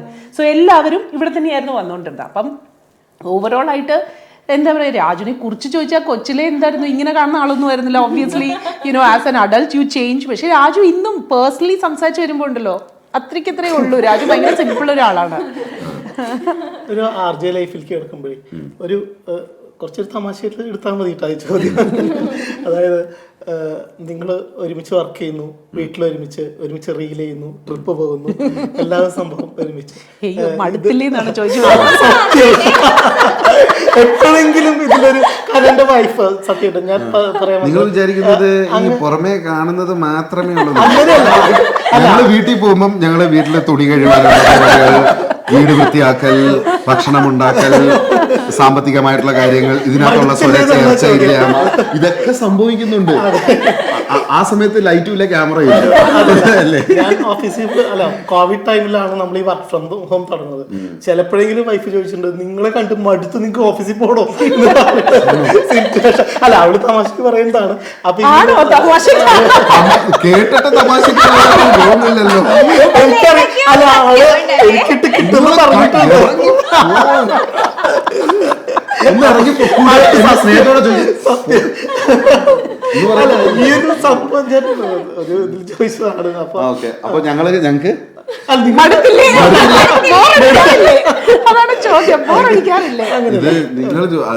ഞങ്ങൾ പരസ്പരം ചോദിക്കേണ്ടത് ഒരു കാര്യമാണ്. ഞാനത് പലപ്പോഴും അങ്ങനെ ചോദിക്കേണ്ട ഒരു സാഹചര്യം ഇതുവരെയായിട്ടും അങ്ങനെ ഉണ്ടായിട്ടില്ല. അല്ലല്ല അത് ആക്ച്വലി ഒരുപാട് പേര് ചോദിക്കാറുണ്ട്. അതിന്റെ ബോറടിക്കുന്നതിനെക്കാട്ടിലും വീട്ടില്, ബിക്കോസ് ഓബ്വിയസ്ലി നമ്മള് വീട്ടില് ഹസ്ബൻഡും വൈഫും ആണ്. ഓഫീസിലേക്ക് വരുമ്പോൾ പെട്ടെന്ന് ആ ഇക്വേഷൻ മാറാൻ പറ്റില്ല. So how do you balance it എന്നാണ് പലരും നമ്മുടെ അടുത്ത് ചോദിച്ചിരിക്കുന്നത്. ഐ വുഡ് സേ അതൊരു കോൺഷ്യസ് ഡിസിഷൻ ആണ്. എനിക്കൊന്ന് John, I will give it to him. John ആണ് അതിന് മെയിൻ ആയിട്ടുള്ള ആള്. കാരണം ജോൺ ഒന്നാമതെന്ന് പറഞ്ഞാൽ ഓഫീസിലെ കാര്യങ്ങൾ കൂടുതൽ വീട്ടിൽ വന്ന് സംസാരിക്കുന്നത് തീരെ ഇഷ്ടമല്ല. അപ്പൊ ജോൺ മാക്സിമം പറയടി ഓഫീസിലെ കാര്യങ്ങൾ വീട്ടിൽ സംസാരിക്കരുത്, അത് വിട്, അത് മാറ്റി നിർത്തി അത് രണ്ടും ഡിഫറൻഷിയേറ്റ് ചെയ്യാനുള്ളൊരു കപ്പാസിറ്റി ജോണിനുണ്ട്. അതാണ് എനിക്ക് തോന്നുന്നു നമ്മുടെ ആ ഒരു ലൈൻ വരയ്ക്കാനായിട്ട് സഹായിച്ചിരിക്കുന്നതെന്ന് എനിക്ക് തോന്നുന്നു. പിന്നെ ഓഫ് കോഴ്സ് ഇപ്പം നമ്മൾ ഒരു വ്യക്തി എന്നുള്ള രീതിയിൽ നമുക്കൊരു ഇന്റഗ്രിറ്റി ഉണ്ടാവണം. ഇപ്പം ഓൾദോ ഇപ്പം ഞാനിപ്പം ഡെപ്യൂട്ടി ഹെഡാണ്, നമ്മളൊരു ഡിസിഷൻ എടുക്കുമ്പോൾ ഞാനിപ്പം ജോണിനെ ഫേവർ ചെയ്തു എന്ന് ടീംമേറ്റ്സിന് തോന്നുന്നത് അത് എൻ്റെ ഇൻറ്റഗ്രിറ്റിയുടെ പ്രശ്നമാണ്, മനസ്സിലായത്. അതുകൊണ്ട് ഞാൻ എന്ന വ്യക്തിക്ക് ഇൻറ്റഗ്രിറ്റി ഉണ്ട് എന്ന് തെളിയിക്കുന്നത് ഞാൻ അവിടെ വളരെ ഡിപ്ലോമാറ്റിക് ആയിട്ടും വളരെ വളരെ നല്ല രീതിയിലും നമ്മളതിനെ കാണുമ്പോഴാണ്. അറിയാവുന്ന പോലീസുകാരന്റെ അല്ല, സത്യമാണ്. കാരണം പലപ്പോഴും ഞാൻ കുറച്ചും കൂടെ ഞാൻ ചിലപ്പോൾ ചില കാര്യങ്ങളിൽ ഞാൻ ജോണാണ് കൂടുതൽ ഇത് നീ ചെയ്യണം എന്ന് ഞാൻ പറയാറുള്ളത് ഞാൻ ജോണിൻ്റെ അടുത്താണ്. കാരണം എനിക്ക് I know I can take that liberty with him, one. പിന്നെ രണ്ടാമത്, ഒരിക്കലും ടീംമേറ്റ്സിന് ഒരിക്കലും തോന്നരുത്, അല്ലെങ്കിൽ മാനേജ്മെന്റിന് ഒരിക്കലും തോന്നരുത് that oh they are playing husband and wife, they are pairing up. അങ്ങനെ ഒരിക്കലും അവർക്ക് തോന്നരുത്. നമ്മൾ ഒരിക്കലും അങ്ങനെ ഓഫീസിൽ അത് നമ്മുടെ പ്രൊഫഷണലിസം ഇന്റഗ്രിറ്റിയുടെ ഒക്കെ ഒരു ഭാഗമായിട്ടാണ്. ചോദിക്കാണ്, പണ്ടാണെങ്കിൽ ചിലർ തമാശക്കാണെങ്കിലും പറയും, രണ്ടുപേര് ഡോക്ടേഴ്സ് ആണെങ്കിൽ ഒരാൾക്ക് കൂടുതൽ പേഷ്യൻസ് പോയി മറ്റാൾക്ക് ഈഗോ അടിക്കും. വക്കീൽമാർക്കാണെങ്കിൽ അതുപോലെ തന്നെ എപ്പോഴെങ്കിലും ഒരു കോമ്പറ്റീഷൻ തോന്നിയിട്ടുണ്ടോ? എനിക്ക് എൻ്റെ ലൈഫിൽ ഞാൻ വളരെ ഓണസ്റ്റ് ആയിട്ട് പറയാം, ഞാൻ കുറച്ച് അവിടെ ഇവിടെയൊക്കെ ഇത്തിരി ഈഗോ ഇല്ലാത്തതെന്നാണ് നമുക്ക് ഒരിക്കലും ഈഗോസ് ഒക്കെ ഉണ്ട്. പക്ഷെ എനിക്ക് ഒരു കൈൻഡ് ഓഫ് ഒരു ഈഗോയിൽ തോന്നാത്ത ഒരു കൈൻഡ് ഓഫ് ആളാണ് മായ. അത് സത്യമായിട്ടും തോന്നി. കാരണം നിങ്ങളിവിടെ വന്നപ്പോൾ നിങ്ങൾ രണ്ടുപേരും അങ്ങോട്ടും ഇങ്ങോട്ടും ഒരുപാട് സപ്പോർട്ടീവ് ആണ്.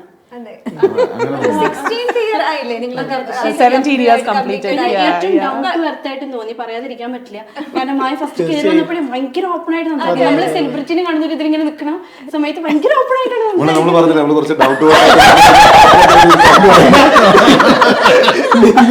നമ്മള് ജയിച്ചിരിക്കുന്നു. 14 വർഷം കംപ്ലീറ്റ് ആവുമ്പോൾ how you evolve as A couple? ഒരു ഒത്തിരി മാറ്റം എന്തെങ്കിലും, അങ്ങനെ ഒരു ഡ്രാസ്റ്റിക് ചേഞ്ചസ് എന്തെങ്കിലും അങ്ങനെ ഉണ്ടായിട്ടുണ്ടോ? I would say again because നമ്മള് 3 വർഷം ഡേറ്റ് ചെയ്തതിന് ശേഷമാണ് കല്യാണം കഴിക്കുന്നത്. But you have to understand, നമ്മൾ എത്രയൊക്കെ ഡേറ്റ് ചെയ്തു എന്ന് പറഞ്ഞാലും when you start living together under one roof, day night you are seeing the same person, that is when you understand എന്റെ ദൈവമേ ഇയാളെ തന്നെയാണോ ഞാൻ എനിക്ക് പ്രേമിച്ചത്. ശരിക്കും ഞാൻ ബിക്കോസ് ഒരുപാട് കാര്യത്തില്, കാരണം അപ്പോഴാണ് നമ്മൾ ആളുടെ ഇപ്പം ചിലപ്പോൾ ഇപ്പം എനിക്കാണെങ്കിൽ വീടാണെങ്കിൽ എപ്പോഴും വൃത്തിയായിട്ട് കിടക്കണം എന്ന് ഭയങ്കര എനിക്ക് കുറച്ച് OCD ഉള്ള ഒരാളാണ്. പക്ഷേ ഐ അണ്ടർസ്റ്റുഡ് ഞാൻ അങ്ങനെ OCD വെച്ചോണ്ടിരുന്ന കഴിഞ്ഞാൽ മിക്കവാറും അടിച്ച് പിരിയും നമ്മള്. അതുപോലെ തന്നെ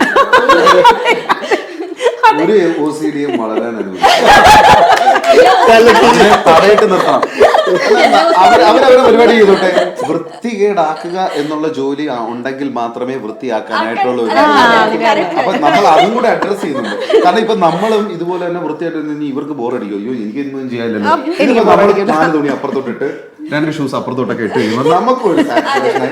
അതൊന്നും എടുത്ത് 2 പള്ളു പറഞ്ഞ് അങ്ങോട്ടും ഇങ്ങോട്ടും എടുത്ത് മാറ്റിക്കും ഇവർക്ക് ഒരു സാറ്റിസ്ഫാക്ഷൻ. ഞാൻ അവസാനം ഒരു പോയിന്റ് എത്തിയപ്പോ ഞാൻ ഇങ്ങനെ അടുക്കിക്കൊണ്ടിരിക്കുന്നു. ഞാൻ ഒരു പോയിന്റ് എത്തിയപ്പോഴത്തേക്ക് ഞാൻ വിചാരിച്ചു, ഞാൻ എന്തിനാണ് ഇങ്ങനെ അടുക്കുന്നത്, ഇത് എന്റെ വീട് മാത്രമല്ലല്ലോ. ഞാനങ്ങ് നിർത്തി കഴിഞ്ഞ് സ്ഥിതിഗതികൾ വളരെ അതാണ് വളരെ വഷളായി. അപ്പൊ എന്നോട് ഒരാൾ 2 ആഴ്ച കഴിഞ്ഞ് ഒന്നും ചെയ്തില്ല, മോളെ വൃത്തിയേടായിട്ട് കിടക്കും, നമുക്കൊന്ന് അടിക്കാലോ. ഞാൻ നമുക്കല്ല, നീ ചെയ്യൂ. ചോദ്യം ചോദിച്ചത് ഞങ്ങൾ ഇന്ന് ആക്ച്വലി നമ്മുടെ വീടൊന്നും സിറ്റുവേഷൻ എന്ന് പറഞ്ഞാല് മറ്റേ വാർഡ്രോബിലിരുന്ന ഒരു 75% തുണികളും പുറത്തായി. അതെ, അതായത് 8 ട്രാഷ് ബാഗ് നിറച്ച തുണികളായി കഴിഞ്ഞിരിക്കുന്നു. അതെല്ലാം കെട്ടി വെച്ചിട്ടുണ്ട് അവിടെ, ഇനി എടുത്ത് കളയണം. അതാണ് അല്ല, അതായത് 8 എണ്ണത്തിനകത്ത് 4 എണ്ണം നിന്റെ, 1 എണ്ണത്തിനകത്ത് ചവറ്, 3 എണ്ണം എന്റെ.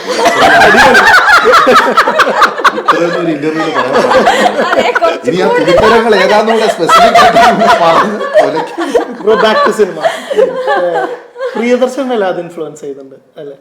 എനിക്ക് തോന്നിയിട്ടുണ്ട് സംസാരങ്ങളിൽ. എനിക്ക് എന്റെ എത്ര നമ്മൾ കണ്ടാലും മടുക്കാത്ത എന്റെ സിനിമകളിൽ ഒരു ഇഷ്ട സിനിമയാണ് തേന്മാവിൻ കൊമ്പത്ത്.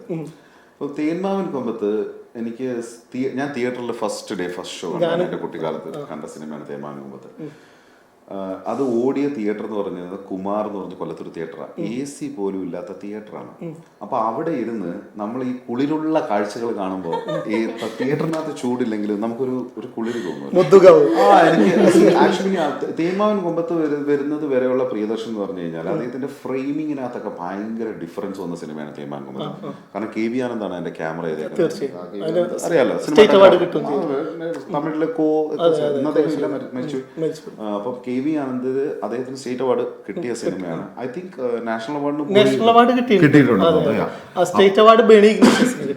കറക്റ്റ്, നാഷണൽ അവാർഡാണ് കിട്ടിയത് for art direction and camera. അപ്പോൾ അത് ഭയങ്കര കാഴ്ചയായിരുന്നു. എനിക്ക് ഏറ്റവും ഇഷ്ടപ്പെട്ട സോങ് സീക്വൻസസ് എപ്പോഴും ഞാൻ മാറ്റി പറയാറുണ്ട്. കറുത്ത പെണ്ണെ നിന്നെ കാണാഞ്ഞിട്ട് ഒരു നാളുണ്ട്, ശ്രീരാഗമോ, TK രാജീവ്കുമാറും ഇവരൊക്കെ. കാരണം TK രാജീവ്കുമാറിന്റെ ഇപ്പൊ ഫ്രെയിമിങ്ങിനകത്തൊക്കെ നമ്മളിപ്പോ മിറർ ഭയങ്കര ഒരു സാധനമായിട്ട് ചുമ്മാ ഇരിക്കുവാണെങ്കിൽ നായികയുടെ മുഖത്ത് കുറച്ച് മഞ്ഞൾ വാരിത്തേക്കുക, അതൊക്കെ ഫ്രെയിമിങ്ങിന്റെ ഒരു സാധനം ഉണ്ടല്ലോ. ഇപ്പൊ ഭരതന്റെ പഴയ സിനിമകളിൽ നമ്മൾ ശ്രദ്ധിച്ചാൽ അറിയാം, നായികമാർക്ക് വലിയ ചുവന്ന പൊട്ട് കൊടുക്കുമായിരുന്നു, വലിയ പൊട്ട്. അപ്പൊ നമുക്കിപ്പം ഇന്ന് എനിക്ക് പൊട്ട് കുത്താൻ പാട്ടിൽ കണ്ടാൽ നമുക്കറിയാം. ചുരത്തില് ദിവ്യ ഉണ്ണിക്കാണ് ഒരു അശോകൻ, ഒരു കുറച്ച് എക്സെൻട്രിക് ആയിട്ടുള്ള സിനിമയില് മമ്മൂട്ടി ഒരു പോലീസുകാരനായിട്ടുള്ള സിനിമ പ്രണാമം. അപ്പൊ ഇതൊക്കെ ഓരോ ഡയറക്ടേഴ്സിന്റെ ഓരോ ചെറിയ സംഭവങ്ങളാണ്. പിന്നെ ഇപ്പൊ പ്രിയദർശന്റെ കാര്യം പറയാം. പ്രിയദർശന്റെ ഇപ്പൊ അദ്ദേഹത്തിന്റെ ഫ്രെയിമിനകത്ത് എനിക്ക് ഏറ്റവും ഇഷ്ടമുള്ളത് വെച്ചാൽ ഇപ്പൊ വീടിനകത്തുനിന്ന് ഒരു ഷോട്ട് വെക്കും, വീടിന്റെ വെളിയിലോട്ടുള്ള സംഭവങ്ങളായിരിക്കും കാണിക്കുന്നത്. അപ്പൊ ആ വീടിന്റെ വെളിയിലുള്ള ഒരു ഏരിയയിൽ മാത്രമേ വെളിച്ചം ഉണ്ടാവുള്ളൂ, അവിടുന്നായിരിക്കും നമ്മൾ അവിടെ വന്നത്. അപ്പൊ അവിടെ ആയിരിക്കും ക്യാമറസ് നിന്ന്. അപ്പൊ ഫ്രെയിമിൽ ഒരു പകുതി 60% ഏരിയയും ഡാർക്ക് ആയിരിക്കും. സോ അതൊക്കെ ഞാൻ വളരെ ന്യൂ ആയിട്ടാണ് എങ്ങനെ ഒബ്സർവ് ചെയ്യും നമ്മൾ ടെക്നോളജിക്കലി ഇത് പഠിക്കാതെ അത്രയും പാഷൻ ആയതുകൊണ്ടാണല്ലേ ഓരോ ഷോട്ടും. ഇപ്പൊ നമ്മളൊരു നല്ല ഫോട്ടോ കാണുമ്പോൾ നമുക്ക് തോന്നത്തില്ല എന്ത് രസമല്ലേ എന്ന്. എനിക്ക് അത് ഇവിടെ രജിസ്റ്റർ ആവും. അതിനകത്ത് എന്താണ് നമ്മൾ അത് ചിലർക്ക് ആയിരിക്കണം, പാഷൻ തന്നെ ആയിരിക്കണം, അതായിരിക്കണം കറക്റ്റ് വേർഡ്. ചിലപ്പോൾ നമുക്കിപ്പോ നല്ല ഫോട്ടോ കാണുമ്പോൾ ആ നല്ല ഫോട്ടോ ഓക്കെ എന്ന് പറഞ്ഞിട്ട് നമ്മൾ മാറ്റി വെക്കും. നല്ല ഫോട്ടോ, ഇത് കൊള്ളാലോ, ഇത് എങ്ങനെയാണ് എടുത്തിരിക്കുന്നത്, ഇതിനകത്ത് എന്തുകൊണ്ട് ഇത് നല്ലതായി എന്നൊക്കെ നമ്മൾ ചിന്തിക്കുമല്ലോ. ആ ചിന്തയാണ് നമ്മുടെ ഈ പറഞ്ഞ പാഷനകത്ത്. പ്രിയദർശന്റെ കാര്യം പറയുമ്പോൾ അദ്വൈതം എന്ന് പറഞ്ഞ സിനിമ, അതില് DA ഒന്നും ഇല്ലാത്ത കാലത്താണ് ആ 3 കാലഘട്ടം 3 കളർ ഗ്രേഡിൽ കാണിച്ചത്. അതെങ്ങനെയാണ് കാണിച്ചതെന്ന് ഒരു എന്തെങ്കിലും ഒരു അന്ന് ആ സമയത്താണ് എനിക്ക് തോന്നുന്നു ലെൻസിങ് ഒക്കെ കുറച്ച് ഈ പറയുന്ന പോലെ ഡിഫറെന്റ് ലെൻസിങ് ഒക്കെ സിനിമയിൽ ഇൻട്രൊഡ്യൂസ് ചെയ്ത. അപ്പൊ അന്ന് പ്രിയദർശൻ എന്ന് പറഞ്ഞാൽ അന്ന് അദ്ദേഹം ആ സമയത്തും അറിയപ്പെടുന്ന ഒരു പരസ്യ സംവിധായകനായിരുന്നു. അപ്പൊ അദ്ദേഹത്തിന് ആ സമയത്ത് ഈ ബോളിവുഡ് പരസ്യ ഏജൻസികളും ചെന്നൈയിലുള്ള ഏജൻസികളൊക്കെ ആയിട്ടാണ്. നമുക്ക് അന്ന് അറിയാവുന്ന ചിലപ്പോൾ ഒരുപക്ഷെ ഈ പരസ്യങ്ങൾക്ക് വേണ്ടി മാത്രം വർക്ക് ചെയ്യുന്ന ചില സിനിമാറ്റോഗ്രാഫേഴ്സ് ഉണ്ട്, വളരെ ഫേമസ് ആയിട്ടുള്ള ഇന്ത്യയിലെ സിനിമാറ്റോഗ്രാഫേഴ്സ് ഉണ്ട്. അപ്പം അവർ സിനിമയൊന്നും വർക്ക് ചെയ്തില്ല. അപ്പൊ ഈ കൃഷ് കൈമൾ എന്ന് പറഞ്ഞിട്ട് സിനിമാറ്റോഗ്രാഫർ ഉണ്ടല്ലോ, പുള്ളി ആദ്യമേ സിനിമകൾ ചെയ്യാറേ ഇല്ലായിരുന്നു. പക്ഷെ പുള്ളി one of the best cinematographers ആണ് ഇൻ അഡ്വർടൈസിങ് ഇൻഡസ്ട്രി. അപ്പൊ അന്ന് അവരൊക്കെയാണ് ഈ പറയുന്ന പോലെ ഈ ഒരു ചെറിയ കളേഴ്സ് ഫീൽ ചെയ്യുന്ന രീതിയിലുള്ള ലെൻസും കാര്യങ്ങളും ഒക്കെ ട്രൈ ചെയ്തിരിക്കുന്നത്. അപ്പൊ അന്ന് ആ ടെക്നോളജി ഇൻട്രൊഡ്യൂസ് ചെയ്ത സമയമാണ്. എനിക്കൊന്ന് if I'm not wrong S Kumar ആണെന്ന് തോന്നുന്നു ക്യാമറ.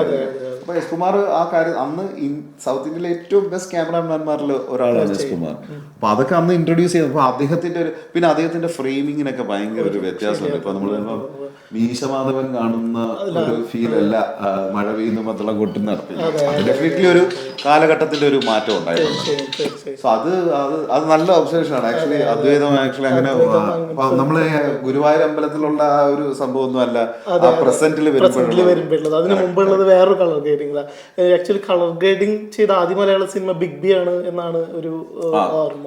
ആയിരിക്കണം, അതെനിക്ക് ഓർമ്മയില്ല, പക്ഷെ ആയിരിക്കണം.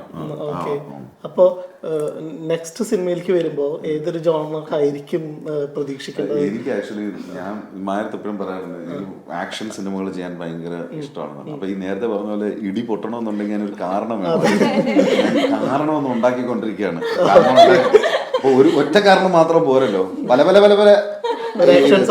അപ്പൊ അത് ഉടനെ പ്രതീക്ഷിക്കാം. ഉടനെ ഒന്നും പ്രതീക്ഷിക്കാം. ഇനി ഞാനൊരു സിനിമ ചെയ്യുകയാണെങ്കിൽ ഡെഫിനറ്റ്ലി ഞാൻ ഈ ജോലിയിൽ നിന്നൊരു ബ്രേക്ക് എടുത്തതിന് ശേഷം മാത്രമേ ഞാൻ സിനിമ ചെയ്യുള്ളൂ. അത് ഞാൻ ഓൾറെഡി ഡിസൈഡ് ചെയ്ത ഒരു കാര്യമാണ്. അപ്പൊ അത് ഇപ്പൊ കുറച്ച് പ്രാരാബ്ദങ്ങൾ ഉള്ളതുകൊണ്ട് ഇങ്ങനെ അതുപോലെ തന്നെ ഗോഡ് ഫാദർ വല്ലാതെ ഇൻഫ്ലുവൻസ് ചെയ്ത സിനിമയായിരുന്നു Godfather series. Godfather സിനിമയെക്കാളും എനിക്ക് സീരീസ് ആണോ ചോദിച്ചത്? I mean Godfather cinema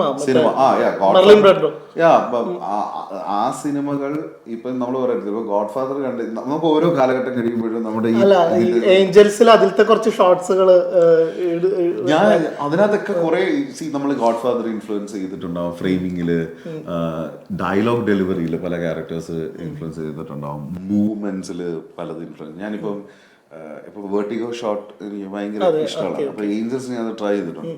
നമ്മളൊരു 40 തവണയെങ്കിലും ആ ഷോട്ട് ട്രൈ ചെയ്തിട്ടുണ്ട്. ഞാനും സുജിയും കൂടെ ഇത് എടുക്കുന്നു. ജോയ് ഏട്ടന്റെ ഒരു ഷോട്ടാണ് അത്. സത്യം പറഞ്ഞാൽ നമ്മളൊരു ലാസ്റ്റ് വരുന്ന പോർഷനിലാണ്. അപ്പൊ അത് ഇങ്ങനെ അത് ചാർജ് ചെയ്ത് വരണമല്ലോ. അപ്പൊ അപ്പൊ ആക്ടറിനെ സംബന്ധിച്ച് ആക്ടർ ഒരു ഇങ്ങനെ ഇരുന്നാൽ മാത്രം മതി ആ സിറ്റുവേഷനിൽ. നമ്മൾ ഈ ഒരേ സമയം ട്രാക്കും ഇതിന്റെയും ലെൻസ് ഇത് കറക്റ്റ് അതാ പിടിക്കുമ്പോഴാണല്ലോ അതിന്റെ ഒരു കറക്റ്റ് ഷോട്ട് കിട്ടുന്നത്. നമ്മൾ കുറേ ട്രൈ ചെയ്ത് നോക്കി. കാരണം ഈ ചില സമയത്ത് എന്താ സംഭവം എന്ന് വെച്ച് കഴിഞ്ഞാൽ ഈ നമ്മൾ ട്രാക്ക് ഇട്ടിട്ടാണല്ലോ ഇത് തള്ളുന്നത്. അപ്പൊ ഈ ട്രാക്ക് ജോയിൻ ചെയ്യുന്നതിന്റെ സൈഡിലൊരു ചെറിയ ഒരു ഏരിയ ഉണ്ട്. അവിടെ വരുമ്പോൾ ഒരു സാധനം അടിക്കും, മനസ്സിലായോ?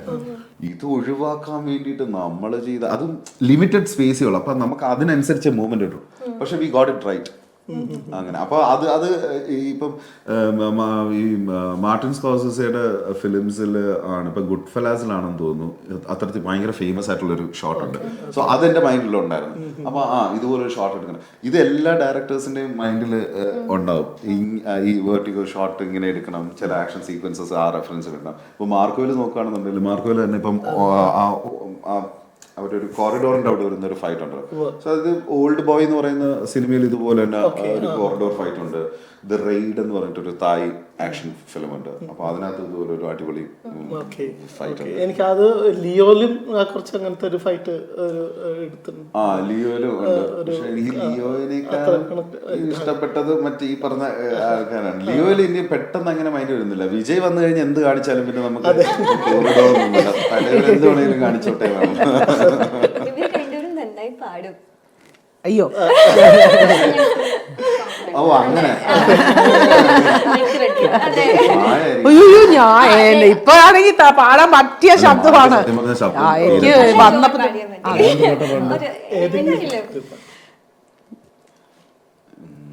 പ്രിയദർശൻ മൂവി തന്നെയാണെങ്കിൽ സന്തോഷം. പ്രിയദർശൻ മൂവിയാണെങ്കിൽ അത് കോൺഫ്യൂഷൻ ആയല്ലോ. ഏത് പ്രിയദർശൻ പാട്ട് പാടും? മാനം തെളിഞ്ഞ എന്നാൽ പഠിച്ചിട്ട് രാധിക ഒരുമിച്ച് പാടും. ആണോ? മാനം തെളിഞ്ഞ ഏത് വെച്ചില്ല പാടുന്നത്? മാനം തെളിഞ്ഞേ നിന്നാൽ മനസ്സ് കല്യാണം നാണം തന്നു ഞാനാട്ടും നിറമാറിൽ ചെല്ലം ചെല്ലം നാളം തൂമീളം മണിച്ചേലോലും മോനെ ഞാനേ ഇനി കാത്തുമ്പി പെണ്ണാൾക്ക് താലിയും കൊണ്ടേ വായും മാനം തെളിഞ്ഞേ നിന്നാൽ മനസ്സും നിറഞ്ഞേ വന്നാൽ വേണം കല്യാണം. പോരെ?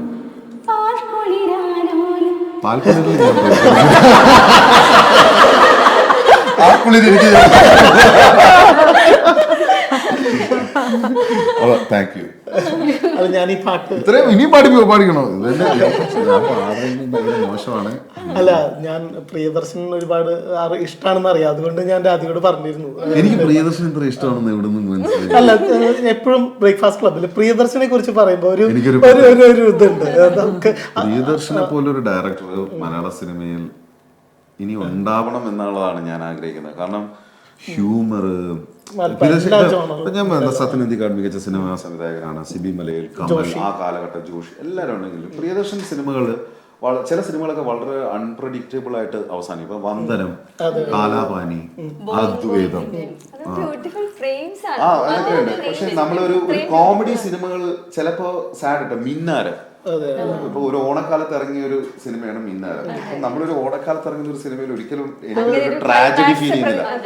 പക്ഷെ still ആ സിനിമ മ്യൂസിക് ഓഫ് ആ Sound of Music. Sound of music പക്ഷെ അന്ന് നമ്മൾ ആലോചിക്കണം, അത്തരത്തിലുള്ള സിനിമകളുടെ ഇപ്പം ബോയിങ് ആണെങ്കിലും എല്ലാ സിനിമകൾക്കും ഈ പറയുന്ന പോലെ റെഫറൻസ് ഉണ്ടെങ്കിലും നമ്മൾ അത് കൃത്യമായി മലയാളികൾക്ക് ഇഷ്ടപ്പെടുന്ന രീതിയിൽ അതിനെ കൊടുക്കുക താളോട്ട് കാരണം മോഹൻലാൽ മുകേഷ് അങ്ങനെയൊക്കെയുള്ള ഒരുപാട് പിന്നെ ആർട്ടിസ്റ്റ് മോഹൻലാൽ മുകേഷ് എന്നുള്ളത് മാത്രമല്ല, അവിടെ സോമൻ, ഇന്നസെന്റ്, ജഗദീഷ് ശ്രീകുമാർ, നെടുമുടി വേണു, ശ്രീനിവാസൻ, സുകുമാരി, ശോഭന, ഉർവശി, ഇങ്ങനെ അതായത് മാമുക്കോയ, അതായത് ഒറ്റ സീനിൽ വന്ന് പോകുന്നത് പോലും നമ്മൾ ഇന്ന് കാണുന്ന ലെജൻസ് ആയിട്ടുള്ള ആൾക്കാരാണ്. അപ്പം സ്വാഭാവികമായിട്ടും അത്രയും ഉണ്ടാവണം. പിന്നെ പ്രിയദർശൻ ഇറ്റ്സ് ഭയങ്കര ടെക്നിക്കലി വളരെ ബ്രില്യൻ്റ് ആയിട്ടുള്ള ഡയറക്ടറാണ്. ഇൻ ടേംസ് ആക്ഷൻ ചെയ്യാനാണെങ്കിലും സോങ്സ് ചെയ്യാനാണെങ്കിലും ഇമോഷൻസ് ആണെങ്കിലും കോമഡി ചെയ്യാനാണെങ്കിലും. പിന്നെ പ്രിയദർശൻ കോമഡികളൊന്നും ആലോചിച്ച് നോക്കുക, പ്രിയദർശൻ കോമഡികൾ ഇന്ത്യയിലെ ഏത് ഭാഷയിൽ പോകുമ്പോഴും അല്ലേ? തീർച്ചയായും. അപ്പൊ കൃത്യം 9:30 തന്നെ വിടണമെന്ന് പറഞ്ഞിട്ടുണ്ടായിരുന്നു. ഒരു മണിക്കൂർ പോയതറിഞ്ഞില്ല. ഒരുപാട് സന്തോഷം. മൈക്ക് പോകടിച്ചോ?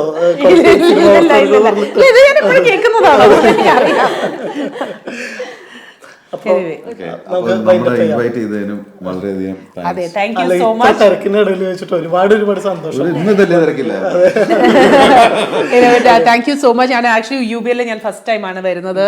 അപ്പോ ഇവിടെ വന്ന് 1 hour ഒരു ലൈവ് ഷോയിൽ ഇരിക്കാൻ പറ്റിയതിൽ വലിയ സന്തോഷം. ഐ തിങ്ക് ടെലിവിഷൻ, ഓൾദോ ഞാൻ എൻ്റെ കരിയർ സ്റ്റാർട്ട് ചെയ്തത് ടെലിവിഷനിലാണെങ്കിലും പിന്നീട് റേഡിയോയിലായിരുന്നു കൂടുതലും. ടെലിവിഷനിലേക്ക് ഇടയ്ക്കിടയ്ക്ക് വരാൻ പറ്റുന്നത് ഒരു സന്തോഷമുള്ള ഒരു കാര്യമാണ്. Because camera is always something that I am very happy about. ഇപ്പോൾ ക്യാമറയുടെ മുമ്പിൽ ഇരിക്കുക, ക്യാമറയുടെ പിന്നിലുള്ള വർക്ക്സ് കൂടുതൽ അറിയുക, ഇതൊക്കെ എപ്പോഴും താല്പര്യമുള്ളൊരു വിഷയം കൂടിയായിരുന്നു. എന്തായാലും വളരെയധികം സന്തോഷം നമ്മളെ ഇവിടെ വിളിച്ചതിൽ. ആൻഡ് 2025 ഫസ്റ്റ് ഒരു ഇന്റർവ്യൂ കൂടിയാണ്. Happy new year. നിങ്ങൾക്ക് സ്പെഷ്യലാണ്, ഞങ്ങൾക്ക് ഇനി ഈ വർഷം എങ്ങനെ വരും?